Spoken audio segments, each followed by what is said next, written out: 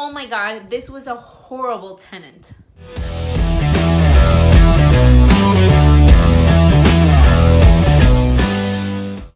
Hey guys, welcome back to the Cash Flow Talk. Today we're gonna talk about our first tenant, how we got her into our first rental property.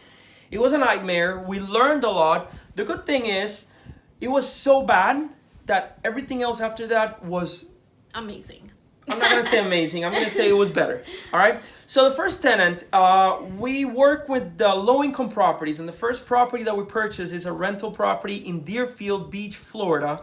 It's a lower-income property, and the target market for that property is Section 8 tenant.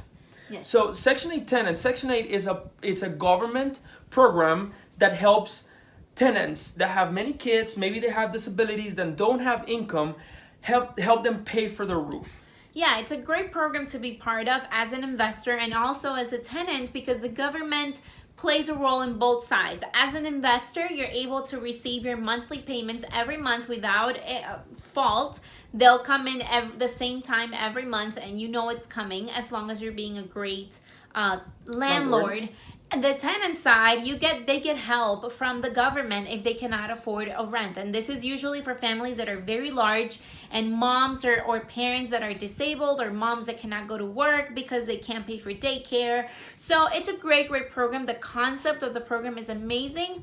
Now you can find different types of tenants that maybe some of them abuse the program, some of them are not the greatest tenant. And this is why screening your tenants is so important. Even if you have a regular tenant that is not in Section 8, or a tenant that is part of Section 8. And we actually have a whole video series of how to screen your tenants and why it is so important. Also about Section 8 and the ins and outs of how to get started in it and what are the pros and the cons of it. Yeah, before I start saying the story about the tenant, if you guys can comment below, if you guys know what Section 8 is, and if you would like more information, type yes. If you would like more information on Section 8, if you know a lot about real estate and you know about Section 8, just put no, I don't need more information, but please let us know. We want to know what you're thinking, okay? So type yes below. So long story short, we got this property rehab. It was a 4-2 with a pool, and pools are a liability in real estate as a landlord. Mm-hmm. Why? Because you need to put a fence around the pool, because most likely they're gonna have kids, and it's gonna be a big liability. What if these kids drowns in one of their properties? Even though the rent covers you, you don't want to go through that, and it still could be your fault at some point. They can take you to court, and nobody likes your landlord. Nobody likes a landlord. It's one of the most hated professions in the world, because you have to pay them every month. Every month you owe them. So when they're ready to rent your home, oh my God, this house is amazing. You're so cool. You're so nice. But when it comes a time where you're trying to collect the rent, oh my God, you're the worst monster ever.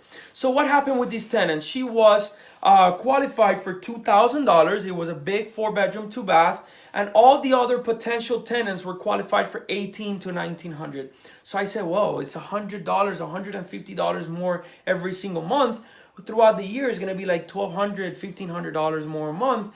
It's worth it. Let's do it. And the good thing about it is, yes, we got to rent it right away. And Section 8 helped with their rental, so the rental income would come in. Right. The problem is, she would have a portion of what she had to pay. I can't remember. It was probably like $200 or $300. I think it was like that $200. money was lost every single month. And again, if you want more information about this, we have so many more videos about Section 8, how it works, how it can benefit, how you can make a lot of money. But you have to know the system, know the rules, and know how it works. Yep. Long story short, this lady was a nightmare. She was a drug addict. I think she was a drug dealer. I ended up becoming friends with the neighbor, and she would tell me how many cars would stop in the house every single day and walk out, just in and out. It's drugs, obviously. Again, this is a lower income property. I don't want to say what's wrong, what's right, but it is what it is, Every time we would go and collect the rent that she was behind, it was only $200. And this lady obviously was qualified to pay this. It's not like we were trying to get money from someone who was not able to provide it, because that's why the government pre-screens them and makes sure that the portion that they give you is what they cannot afford, and the portion that they're meant to pay you is what they can afford. So she was completely qualified to afford this amount, and she was still behind every single month. Every time we would go over there, talk to her, maybe put together a payment plan, try to make a solution, she was completely out of it, drugged out. It was just a really bad experience, because at the same time we would feel bad for her, but here we are trying to collect rent and also, pay off our responsibilities that we have with the house. Yeah, it's not a charity. I mean, yes, we help people, and being a landlord is nice. You're providing homes for people, and they're proud of their home. And we've had tenants that stayed with us for 5, 6, 7 years, and every year they're thankful for it. But it's like everything. You have the good people and the bad people. And through the years, you learn to qualify and to not get desperate to rent it to the first person or to the one that pays the most. Is to qualify the people. Ultimately, you're marrying these people for the next few years. I mean, in contract, it's only going to be 12 months, but most likely they're going to renew. Yeah. These people that don't have income, they don't have money or resources to be moving every single year. So that's why they buy these, or that's why they get into contract with these big houses, so they can stay a few years. Unfortunately, the $200 every single month became $400, then $600, then $800. Then it became the repairs. We started having problems with the repairs and the renovations. So she would have like 7 to 10 kids every single day, not just their own kids, but their cousins and their friends and their school friends, playing around Trashing the place. Oh my So God. we had to renovate kitchen, we had to renovate doors, they would punch holes in the walls. It was clogged the toilets. Writings on the walls, on the floors. Not paying for utilities. So all of that, long story short, it's just spend the time qualifying your tenants, making sure you have good people in there. It was a bad experience for us, but at the end of the day, looking now, like down the time, now that where we are, it was a great experience from us, because by having such a big nightmare at the beginning, it set us up to the future. And if that happened, I mean, obviously we have our eyes open. It could happen again, and most likely it will happen again, but at least we know what we're getting into, and the other tenants are just going to be much better. And we've had so many great experiences with other great tenants. Yes.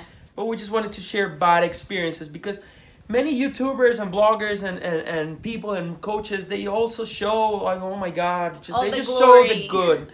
They just share the good. But if this was easy, everybody would be doing it. Everybody would be a millionaire. I'm not saying that you can make it, because it's something that you can do.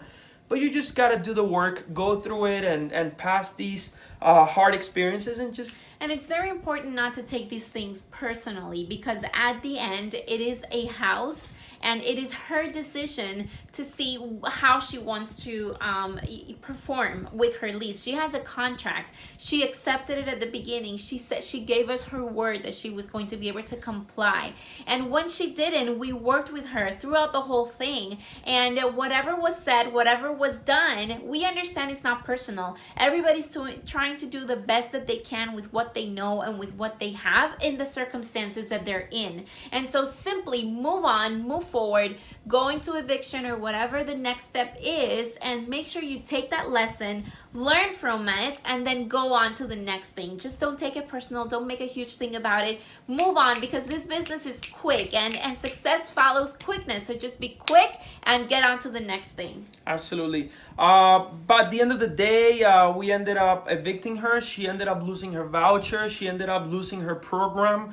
It sucks, because it's putting people on the streets, but we gave her plenty of opportunity. We gave her 3-day notices, 5-day notices, 30-day notices. She went to Section 8. She said, hey, we even forgave all the fees that she had to pay. All we wanted her was to get out, and she wouldn't get out. In other words, she abused the system to the point where she ended up losing her privileges. And I'm sure there's other programs that she went through because she couldn't afford payment, and she's not homeless.